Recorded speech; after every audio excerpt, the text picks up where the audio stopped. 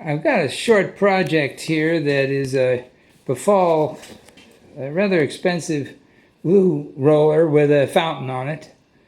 And I had purchased a $26 one from China. And it looks similar. There's your fountain roller and your applicator roller. Now this mechanism here was bent upon arrival through the mail, and one of those ECT low density corrugated boxes just couldn't keep the end of the off and on mechanism.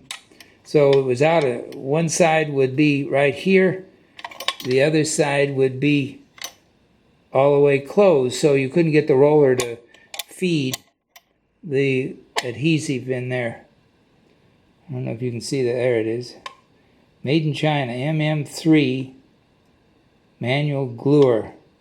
Beware of this. I think there's two different models out, one with the metal trip and one without.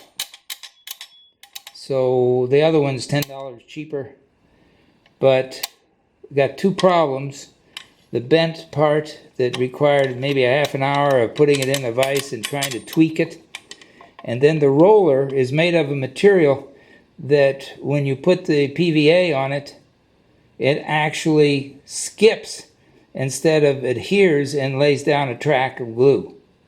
So it's not a very economical approach. So I've got a 150 millimeter Pfohl, which is the original purchase. And I'll turn it around so you can read the brand name. European style, hundreds of dollars. So what I've done today is I've taken some .35 yellow pine, 35 thousandths, 350 thousandths thick yellow pine, and these are trapezoidal shape that are required for the wedge itself. So I'm gluing the wedge. This small clamp is where my mill file got a little too aggressive, but the larger pony clamp on there is making sure that the bond between the vertical wedge and the brace is correct. So then I'll be able to put just glue in one side. It'll save a lot of wash-up time. And if you're only doing one or two boards, as I'm going to be doing here, it really comes in handy to have a glue applicator that is not 150 millimeters wide. So a small one, cheap, it doesn't work. All the edge of the handle was sharp edged. Had to file that down. The edge of the metal is all sharp. I had to file that down, and I put it on a block of wood so it wouldn't get lost. So my thought is make a wedge.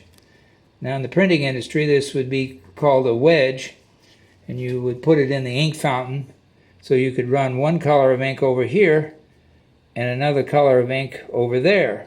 So you'd put the wedges far enough apart that you wouldn't get any migration. So that was called a split fountain. Anyway, thought you'd like to know about that.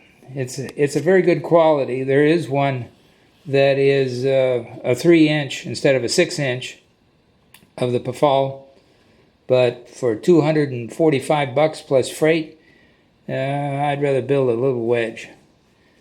Here's the template I made to fit down in there. And as you can see, the sides of the well are not parallel. It's a wedge shape. Thanks for watching. Bye-bye.